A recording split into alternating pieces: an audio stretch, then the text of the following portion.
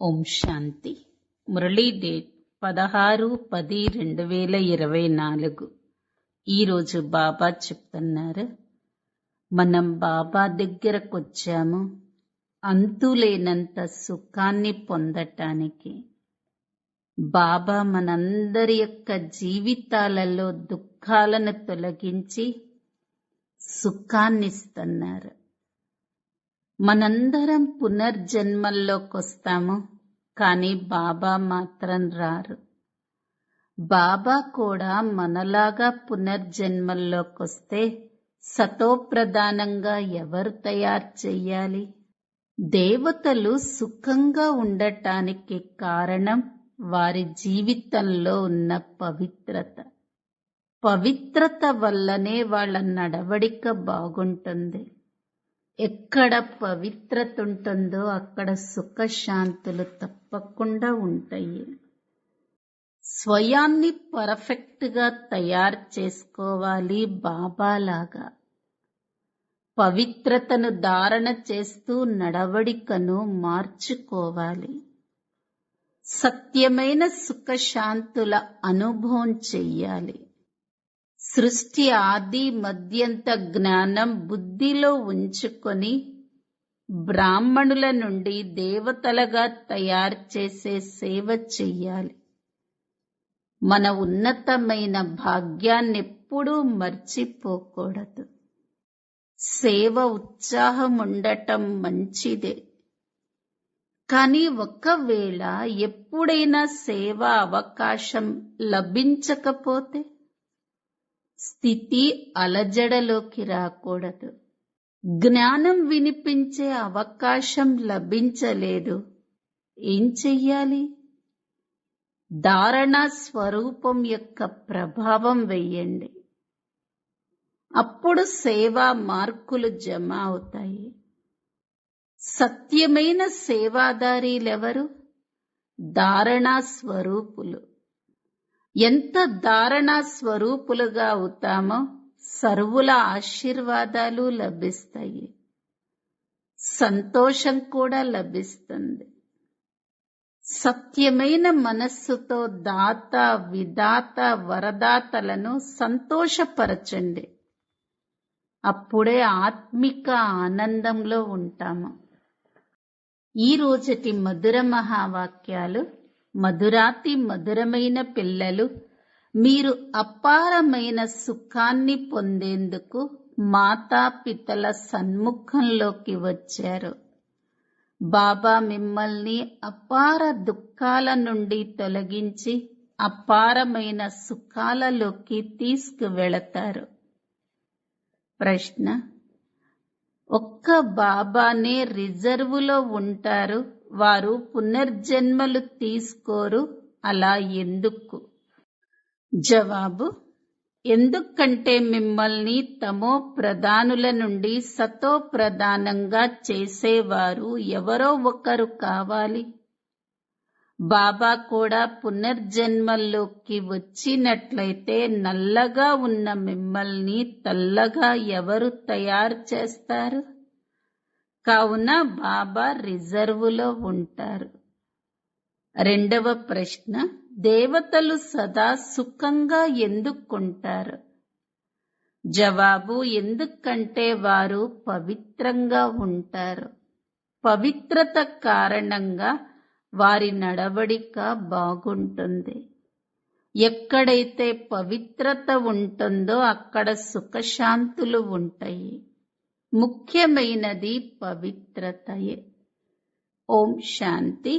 మధురాతి మధురమైన చాలా కాలం తర్వాత కలిసిన పిల్లలకు ఆత్మిక తండ్రి అర్థం చేయిస్తారు.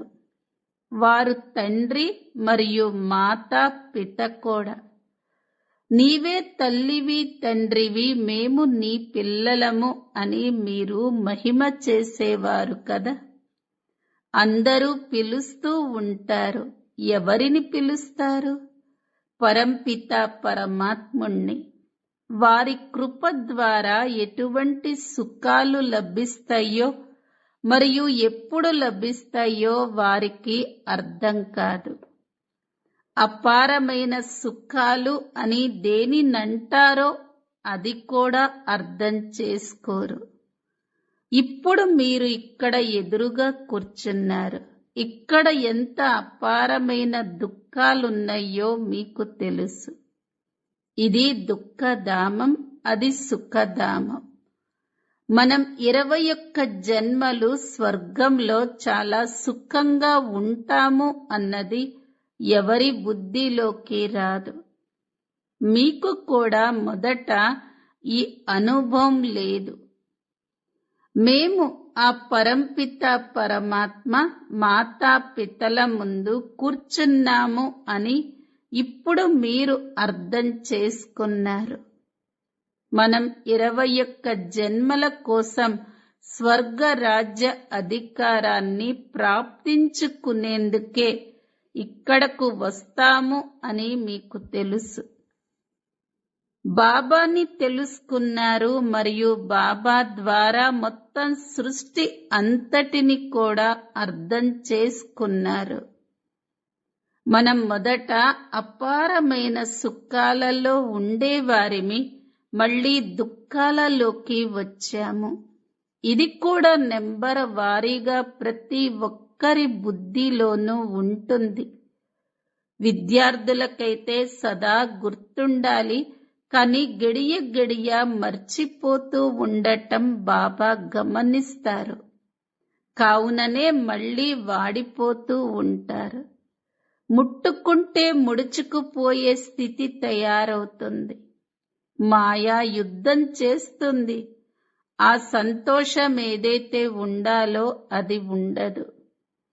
పదవులైతే నెంబర్ వారీగా ఉంటాయి కదా.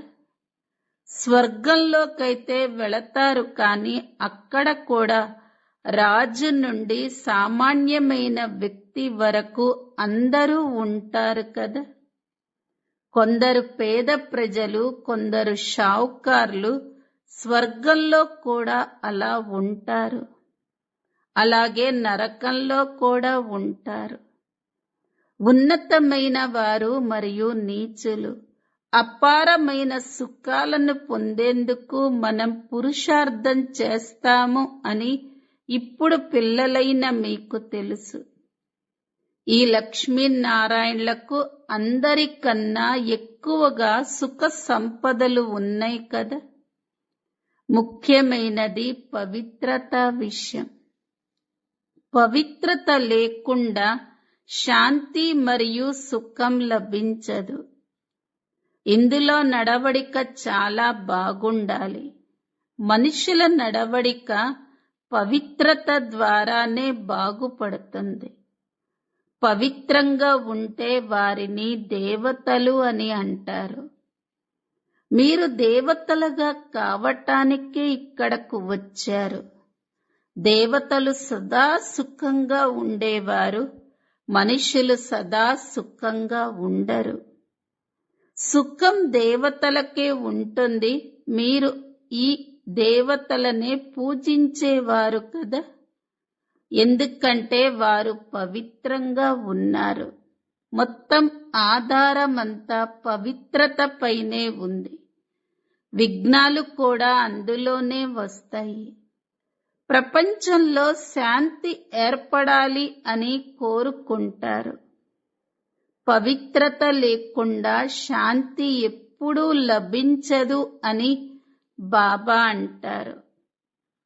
మొట్టమొదట ముఖ్యమైనది పవిత్రత విషయమే.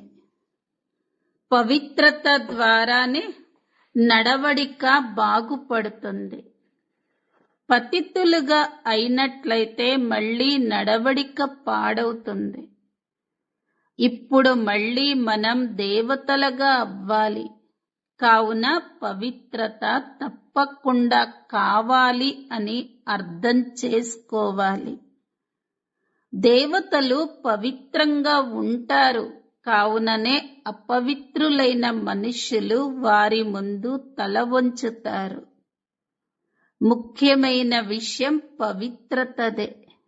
పతిత పావన నీ వచ్చి మమ్మల్ని పావనంగా చెయ్యి అనే పిలుస్తారు. కామం మహాశత్రువు, దానిపైన విజయాన్ని పొందండి. దానిపై విజయాన్ని పొందటం ద్వారా మీరు పవిత్రంగా అవుతారు అని బాబా అంటారు. మీరు పవిత్రంగా సతో ప్రధానంగా ఉన్నప్పుడు శాంతి ఉండేది, సుఖము ఉండేది. పిల్లలైన మీకు ఇప్పుడు ఇది గుర్తొచ్చింది. ఇది నిన్నటి విషయమే కదా.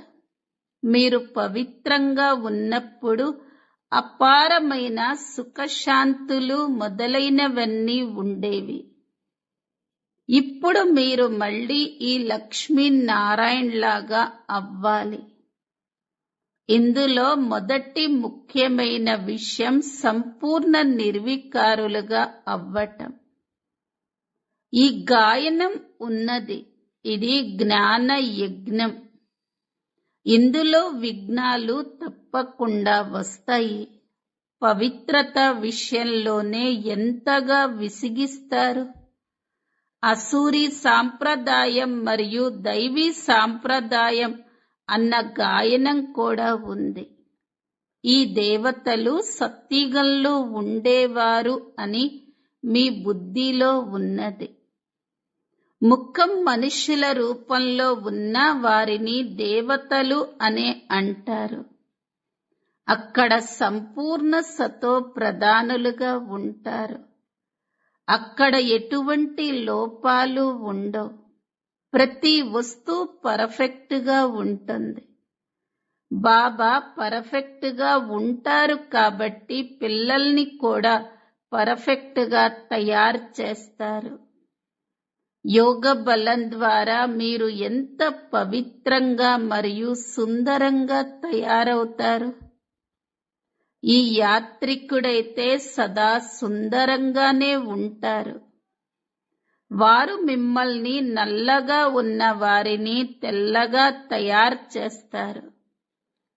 అక్కడ సహజ సిద్ధమైన సౌందర్యం ఉంటుంది. అందంగా తయారవ్వవలసిన అవసరమే ఉండదు. సతో ప్రధానులు అందంగానే ఉంటారు. వారే మళ్ళీ తమో ప్రధానంగా అవ్వటం ద్వారా నల్లగా అయిపోతారు. పేరే శ్యామ సుందరుడు అని ఉంది. కృష్ణుడిని శ్యాములుడు మరియు సుందరుడు అని ఎందుకంటారు? దీని అర్థం బాబా తప్ప ఇంకా ఎవరూ ఎప్పుడూ తెలియచెయ్యలేరు. భగవంతుడైన తండ్రి ఏ విషయాలనైతే వినిపిస్తారో వాటిని మనుషులు ఎవరూ వినిపించలేరు. చిత్రాల్లో దేవతలకు స్వదర్శన చక్రాన్ని ఇచ్చేశారు. మధురాతి మధురమైన పిల్లలు దేవతలకు స్వదర్శన చక్రం అవసరం లేదు. వారు శంఖము మొదలైన వాటిని ఏం చేసుకుంటారు? స్వదర్శన చక్రధారులైతే బ్రాహ్మణులైన మీరే. శంఖధ్వనిని కూడా మీరే చెయ్యాలి అని బాబా అర్థం చేయిస్తారు. విశ్వంలో ఏ విధంగా శాంతి స్థాపన జరుగుతుందో మీకు తెలుసు. దానితో పాటు నడవడిక కూడా బాగుండాలి. భక్తి మార్గంలో కూడా మీరు దేవతల ముందుకెళ్ళి మీ నడవడికను వర్ణన చేసుకుంటారు కదా. కానీ దేవతలు మీ నడవడికను బాగుపరచరు. బాగుపరిచేవారు వేరొకరున్నారు. ఆ శివ్ బాబా నిరాకారుడు. మీరు సర్వగుణ సంపన్నులు అని శివ్ బాబా ముందుకెళ్ళి అనరు. శివుడు మహిమనే వేరు. దేవతల మహిమను గానం చేస్తారు. కానీ మనం ఆ విధంగా ఎలా అవ్వాలి? ఆత్మే పవిత్రంగా మరియు అపవిత్రంగా అవుతుంది కదా. ఇప్పుడు మీ ఆత్మ పవిత్రంగా అవుతుంది. ఆత్మ సంపూర్ణంగా అయిపోతే ఈ పతిత శరీరము ఉండదు. వారు వెళ్లి పావన శరీరాన్ని తీసుకుంటారు. ఇక్కడ పావన శరీరము ఉండదు. ఎప్పుడైతే ప్రకృతి కూడా సతో ప్రధానంగా ఉంటుందో అప్పుడే పావన శరీరము ఉంటుంది. కొత్త ప్రపంచంలో ఏ వస్తువైనా సతో ప్రధానంగా ఉంటుంది. ఇప్పుడు పంచతత్వాలు తమో ప్రధానంగా ఉన్నాయి. కావుననే ఎన్నో ఉపద్రవాలు జరుగుతూ ఉంటాయి. మనుషులు ఎలా మరణిస్తూ ఉంటారు. తీర్థయాత్రలకు వెళతారు. ఏదైనా ప్రమాదం జరిగితే మరణిస్తారు. నీరు, భూమి మొదలైనవి ఎంతగా నష్టపరుస్తూ ఉంటాయి. మళ్ళీ ఇవే తత్వాలు మీకు సహాయం చేస్తాయి.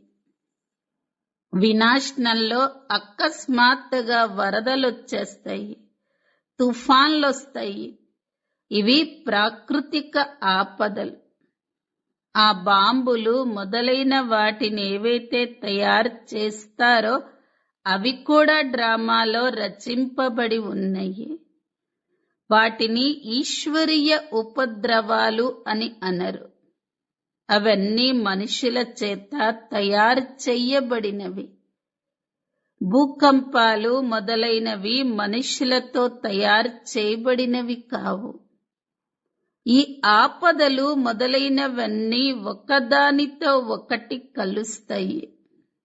భూమిపైన ఉన్న భారం తగ్గుతుంది. ఏ విధంగా బాబా మనల్ని తేలికగా చేసి తమతో పాటు కొత్త ప్రపంచంలోకి తీసుకువెళతారో మీకు తెలుసు. తల భారం తేలికవ్వటంతో ముక్తులైపోతారు కదా. మిమ్మల్ని బాబా పూర్తిగా తేలికగా చేసేస్తారు. అన్ని దుఃఖాలు దూరమైపోతాయి. ఇప్పుడు మీ అందరి తల చాలా భారీగా ఉంది. మళ్ళీ అందరూ తేలికగా, శాంతిగా, సుఖంగా అయిపోతారు. అన్ని ధర్మాల వారికి సంతోషం లభించనున్నది. అందరి సద్గతిని చేసేందుకు బాబా వచ్చారు. ఎప్పుడైతే పూర్తి స్థాపన జరుగుతుందో అప్పుడు మళ్ళీ అన్ని ధర్మాలు వినాశనమైపోతాయి. ఇంతకు ముందు మీ బుద్ధిలో ఈ ఆలోచన కూడా లేదు. ఇప్పుడు అర్థం చేసుకున్నారు.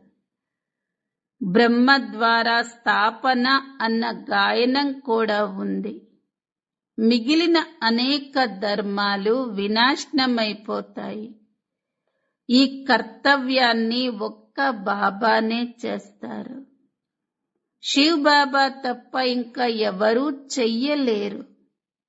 ఇటువంటి అలౌకిక జన్మ మరియు అలౌకికమైన కర్తవ్యం ఇంకా ఎవరికీ ఉండదు. బాబా ఉన్నతోన్నతమైన వారు కావున వారి కర్తవ్యం కూడా చాలా ఉన్నతమైనది. తాను చేసేవారు మరియు చేయించేవారు కదా. మీరు జ్ఞానాన్ని వినిపిస్తారు. ఈ సృష్టి నుండి పాపాత్మల భారాన్ని తొలగించేందుకు బాబా వచ్చారు. ఏకధర్మ స్థాపనను మరియు అనేక ధర్మాల వినాశనాన్ని చేసేందుకు బాబా వస్తారు అన్న గాయనం కూడా ఉంది కదా. మిమ్మల్ని ఇప్పుడు ఎంత ఉన్నతమైన మహానాత్మలుగా తయారు చేస్తున్నారు. దేవతలు తప్ప ఇంకా ఎవరూ మహాత్మలు కారు. ఇక్కడైతే అనేకులను మహాత్మలు అని అనేస్తూ ఉంటారు. కానీ మహానాత్మలనే మహాత్ములు అని అంటారు. స్వర్గాన్నే రామరాజ్యము అని అంటారు. అక్కడ రావణ రాజ్యమే ఉండదు. కావున వికారాలు అన్న ప్రశ్నే ఉత్పన్నమవ్వదు. కావుననే వారిని సంపూర్ణ నిర్వికారులు అని అంటారు. ఎంతగా సంపూర్ణులుగా అవుతారో అంతగా ఎంతో కాలం సుఖాన్ని పొందుతారు. అసంపూర్ణులు ఇంతటి సుఖాన్ని పొందలేరు. స్కూల్లో కూడా కొందరు సంపూర్ణులుగా, కొందరు అసంపూర్ణులుగా ఉంటారు. తేడా కనిపిస్తూ ఉంటుంది. డాక్టర్ అంటే డాక్టరే, కానీ కొందరి జీతం చాలా తక్కువగా ఉంటుంది, కొందరికి చాలా ఎక్కువగా ఉంటుంది. అలాగే అందరూ దేవతలుగానే ఉంటారు, కానీ పదవిలో తేడా ఎంత ఉంటుంది. బాబా వచ్చి మీతో ఉన్నతోన్నతమైన చదువును చదివిస్తారు. కృష్ణుడిని ఎప్పుడూ భగవంతుడు అని అనరు. కృష్ణుడినే శ్యామ సుందరుడు అని అంటారు. కృష్ణుడిని నల్లగా కూడా చూపిస్తారు, కానీ కృష్ణుడు నల్లగా ఏమీ ఉండడు. నామరూపాలైతే మారిపోతాయి కదా, అయినా ఆత్మ నల్లగా అయిపోతుంది. భిన్న నామ రూప దేశ కాలాలలో ఉంటారు. ఇప్పుడు మీకు అర్థం చేయించటం జరుగుతుంది. మేము మొదటి నుండి ఇప్పటి వరకు పాత్రను ఎలా అభినయిస్తూ వచ్చాము అన్నది మీరు అర్థం చేసుకున్నారు. మొదట దేవతలుగా ఉండేవారు, ఆ తర్వాత దేవతల నుండి అసురులుగా అయ్యారు. బాబా 84 జన్మల రహస్యాన్ని కూడా అర్థం చేయించారు. దాని గురించి ఎవ్వరికీ తెలియదు. బాబానే వచ్చి అన్ని రహస్యాలు అర్థం చేయిస్తారు. నా ప్రియమైన పిల్లలు, మీరు నాతో పాటు ఇంట్లో ఉండేవారు కదా, మీరు సోదరులుగా ఉండేవారు కదా అని బాబా అంటారు. ఆత్మలందరూ ఉండేవారు, అక్కడ శరీరాలు ఉండేవి కావు. బాబా ఉండేవారు మరియు సోదరులైన మీరుండేవారు. ఇంకా ఏ సంబంధము అక్కడ లేదు. బాబా పునర్జన్మల్లోకి రారు. వారు డ్రామానుసారంగా రిజర్వులో ఉంటారు. వారి పాత్రే ఆ విధంగా ఉంది. మీరు ఎంత సమయం పిలిచారో అది కూడా తెలియచేశారు. ద్వాపర యుగం నుండి పిలవటం ప్రారంభించారు అని కాదు, చాలా సమయం తర్వాత ఇక మీరు పిలవటం ప్రారంభించారు. మిమ్మల్నైతే బాబా సుఖవంతులుగా తయారు చేశారు. అనగా తండ్రి సుఖ వారసత్వాన్నిస్తున్నారు. బాబా మేం మీ వద్దకు కల్పకల్పము అనేక సార్లు వచ్చాము అని మీరు కూడా అంటారు.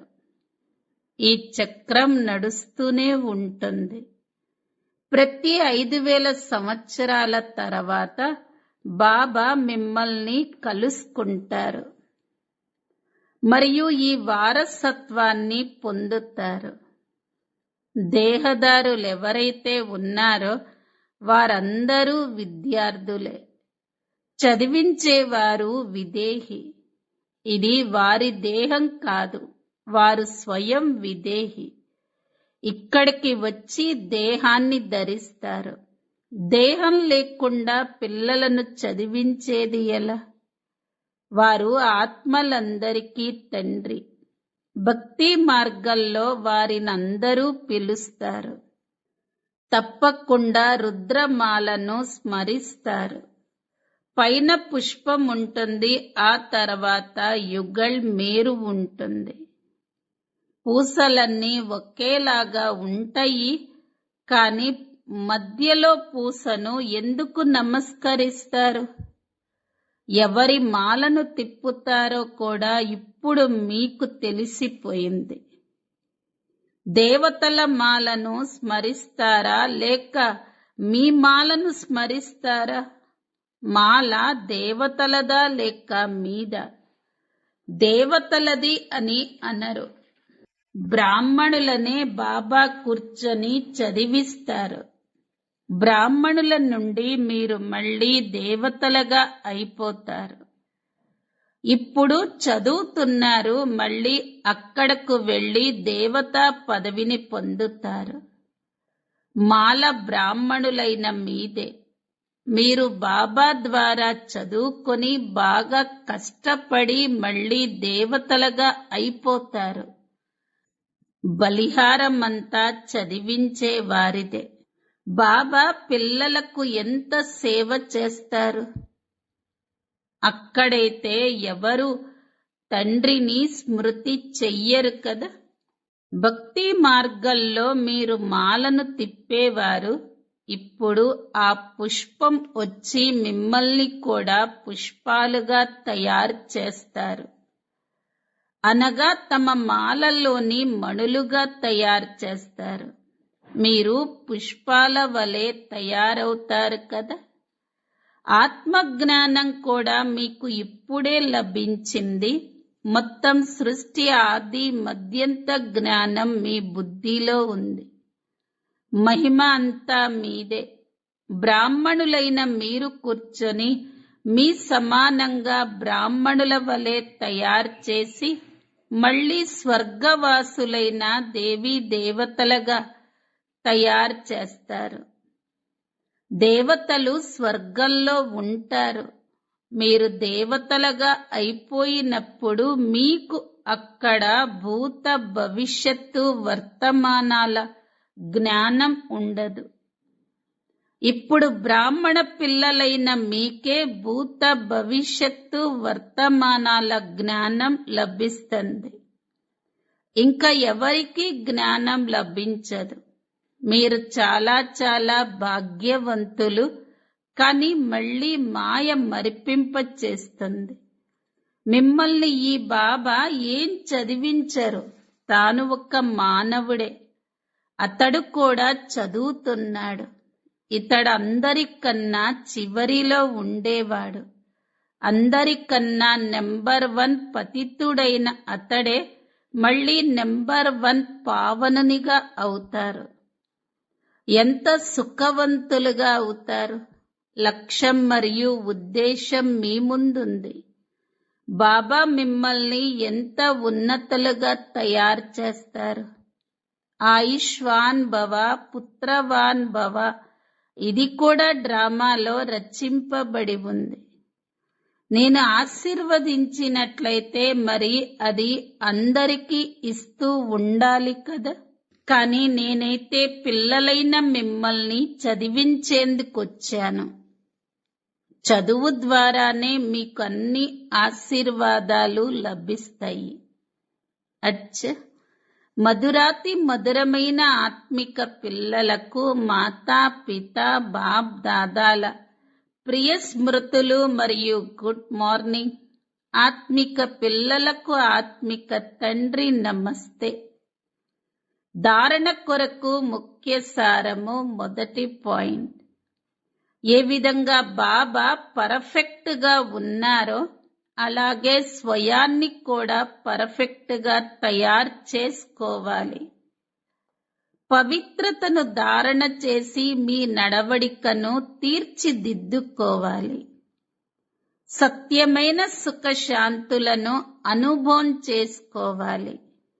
రెండో పాయింట్, సృష్టి ఆది మధ్య అంతముల జ్ఞానాన్ని బుద్ధిలో ఉంచుకొని బ్రాహ్మణుల నుండి దేవతలుగా తయారు చేసే సేవను చెయ్యాలి. మీ ఉన్నతమైన భాగ్యాన్ని ఎప్పుడూ మర్చిపోకూడదు. వరదానం, ధారణా స్వరూపం ద్వారా సేవ చేసి సంతోషం యొక్క ప్రత్యక్ష ఫలాన్ని ప్రాప్తి చేసుకునే సత్యమైన సేవాదారి భవ. సేవ ఉల్లాసం ఉంచుకోవటం చాలా మంచిది. కానీ ఒకవేళ పరిస్థితుల అనుసారంగా సేవ అవకాశం మీకు లభించనట్లయితే మీ స్థితి పడిపోవటం లేక అలజడలోకి రావటం జరగకూడదు. ఒకవేళ జ్ఞానం వినిపించే అవకాశం లభించకపోయినా కానీ మీరు మీ ధారణ స్వరూపం యొక్క ప్రభావం వేసినట్లయితే సేవా మార్కులు జమ అవుతాయి. ధారణ స్వరూపులైన పిల్లలే సత్యమైన సేవాదారులు. వారికి సర్వుల ఆశీర్వాదాలు మరియు సేవా రిటర్న్గా ప్రత్యక్ష ఫలమైన సంతోషపు అనుభూతి కలుగుతుంది. స్లోగన్: సత్యమైన మనస్సుతో దాత, విదాత, వరదాతలను సంతోషపరిచినట్లయితే ఆత్మిక ఆనందంలో ఉంటారు. అవ్యక్త ప్రేరణ పాయింట్: మనలో ఏ సంస్కారాలైతే బాబ్దాదా సమానంగా లేవో వాటిని అసలు టచ్ చెయ్యకండి. దేహం మరియు దేహ సంబంధాలు ఈ మెట్లనైతే ఎక్కారు. ఇప్పుడు బుద్ధిలో కూడా పాత సంస్కారాలు ఇమర్జ్ అవ్వకూడదు. ఎందుకంటే ఎటువంటి సంస్కారాలుంటాయో అటువంటి స్వరూపం ఉంటుంది. కావున బాబ్దాదా గుణాలు ఏ విధంగా ఉంటాయో అదే విధంగా అవే గుణాలు, అవే కర్తవ్యం, అవే మాటలు, అవే సంకల్పాలు ఉండాలి. అప్పుడు అందరి నోటి నుండి వీరు వారిలాగానే అనిపిస్తున్నారు అని వెలువడుతుంది. ఓం శాంతి.